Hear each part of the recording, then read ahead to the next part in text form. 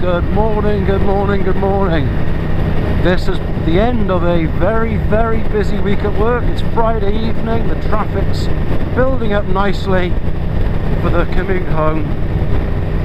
But it's dry, it's glorious. It's a little bit chilly, but I've got my wet weather gear on and my winter gear anyway, so I'm happy, I'm comfortable. I'm gonna have a little moan. I'm gonna have a little moan about this country, this society, the way we treat people. Last couple of days, I'm not going to give you dates because I can't remember them. I can't even give you sort of accurate time scales, but a few years back there was a terrorist attack in Manchester. I'm sure most of you will remember it, you know, quite vividly. There was a Ariana Grande concert. One person with an agenda decided he was going to use that as an opportunity to target young people, families, children. And you know, in the heat of it all, he took his own life by doing what he did, which is the best thing that could have happened to him. Unfortunately, it caused devastation to many people, not just loss of life, but also life-threatening injuries, life-changing injuries, and you know, the undue distress that these families have gone through since then, which is a few years ago.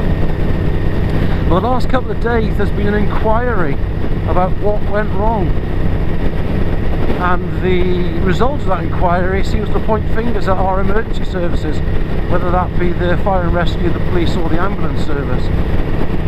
And I have to say that I am so bitterly angry and pissed off at the fact that this country has to look for a scapegoat amongst some people that are the best, or at least amongst the best of what they do in this entire planet, and blame them for something that, yes, it's all very well, you can train for these events, you can train for these disasters. You don't know until that actually happens how you're going to react. That is a fact.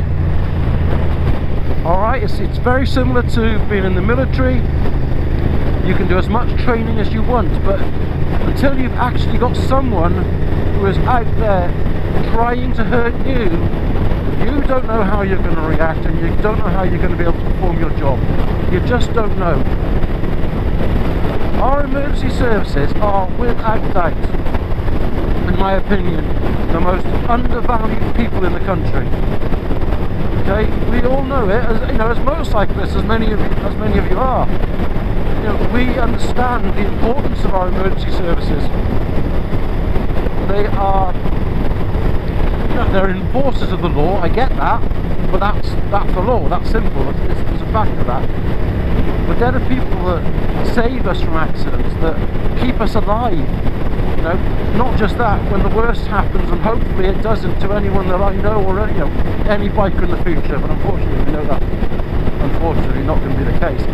But you also have those poor emergency workers that have to pass on the news to family, loved ones. I couldn't do that job. I couldn't do that job because I think they are an absolute treasure for this country. And what really frustrates me is they point out in this sham of I don't even know what to call it. You know, I genuinely am so angry by it. But they pointed out that there were failings within the emergency services. Well, no shit. Because on that evening, no one expected to happen what did actually happen. So of course there'll be failings. The biggest problem with the failings, from what I can gather, reading through the information and listening to what's been reported, was communication. Well, it's really hard to communicate with people, either verbally or through radio, and both your hands are busy trying to save people's lives, trying to get people out of a devastated and, you know, disastrous auditorium. So when all that's going on, these people haven't got time to communicate with other people that are outside looking in, because they're trying to save the people that are inside trying to get out.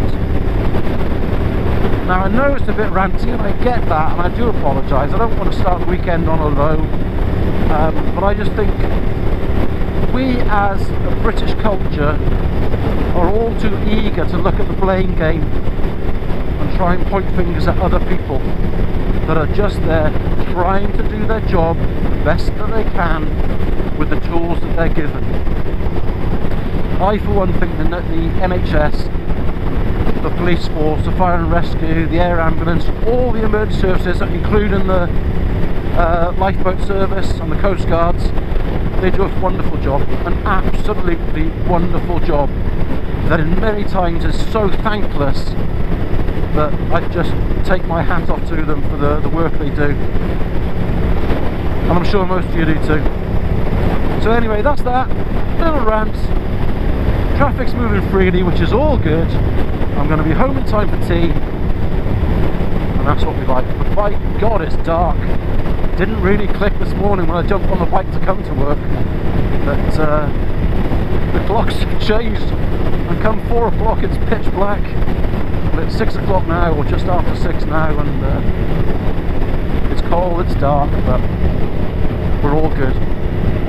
Stay alive, guys, stay safe, and I will catch you on the flip side.